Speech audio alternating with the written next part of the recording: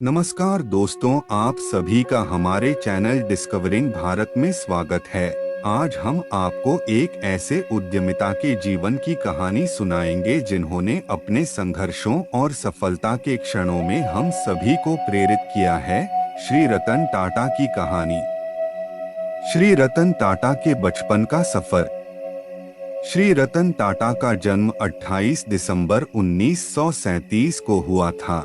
उनका बचपन जमशेदपुर में बीता, जहां उन्हें उनके परिवार के उदार आदर्शों के साथ बड़ा किया गया।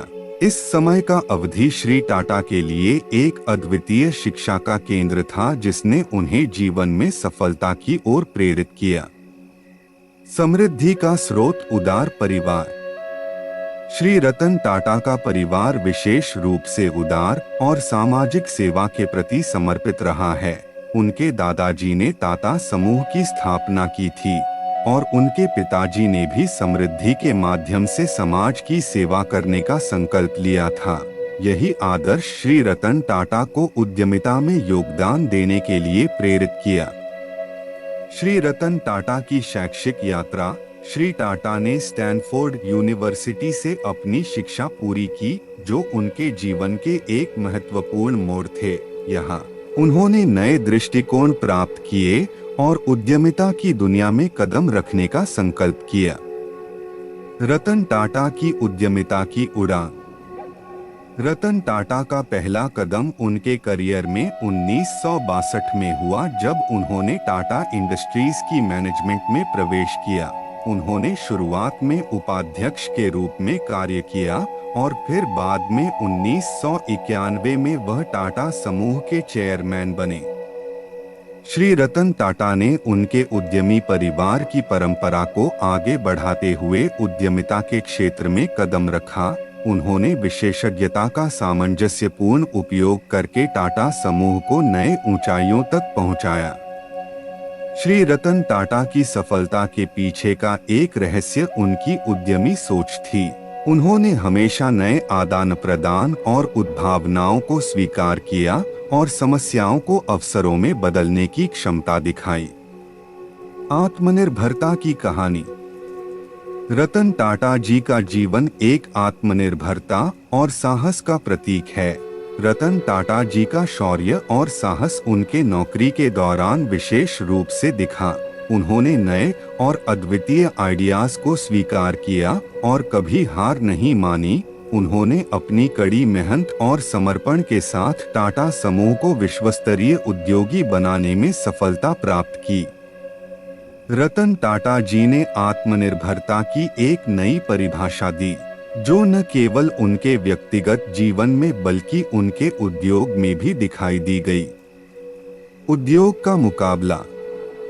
श्री रतन टाटा ने विभिन्न क्षेत्रों में उद्योग की स्थापना की, जिसमें उन्होंने Tata steel, Tata Motors, Tata chemicals और टाटा पावर जैसी क्षेत्रों में अपनी अकादमिक प्रशिक्षण की गुणवत्ता को साबित किया। आइए देखते हैं उनके कुछ अहम उद्योग। टाटा इंडस्ट्रीज। रतन टाटा ने पहले ही अपने करियर की शुरुआत टाटा इंडस्ट्रीज में की थी। उन्होंने उपाध्यक्ष और चेयरमैन के रूप में इस कंपनी का कार्य संचालित किया और उसे एक विश्वस्तरीय उद्योग समूह में बदला। टाटा मोटर्स। रतन टाटा ने टाटा मोटर्स को भी सकारात्मक रूप से प्रबंधित किया। उनकी नेतृत्व में टाटा मोटर्स ने नई तकनीकों के साथ नए और उन्नतकार मॉडल्स प्रस्तुत किए। टाटा स्टील। रतन टाटा ने इस क्षेत्र में भी अपनी पहचान बनाई, जहां उन्होंने नए प्रौद्योगिकियों का उपयोग करते हुए टाटा स्टील को सुदृढ़ बनाया और उसे वैश्विक उद्यमी बनाने में सहायक बना। Tata consultancy services (TCS). रतन टाटा ने टाटा कंसल्टेंसी सर्विसेज को विकसित किया, जो एक विश्वस्तरीय IT कंपनी बन गई है। उनकी नेतृत्व में TCS ने विभिन्न क्षेत्रों में अपनी निगमन बढ़ाई और विशेषज्ञ सेवाएं प्रदान की। Tata tele services. रतन टाटा ने टाटा टेली सर्विसेज को भी बढ़ावा देने में अपना योगदान दिया। इसके तहत नए तकनीकी उत्पादों की शुरुआत की गई और उपभोक्ताओं को उच्च गति वाली और सुरक्षित संचार सेवाएं प्रदान की गईं। सामाजिक सेवा में योगदान।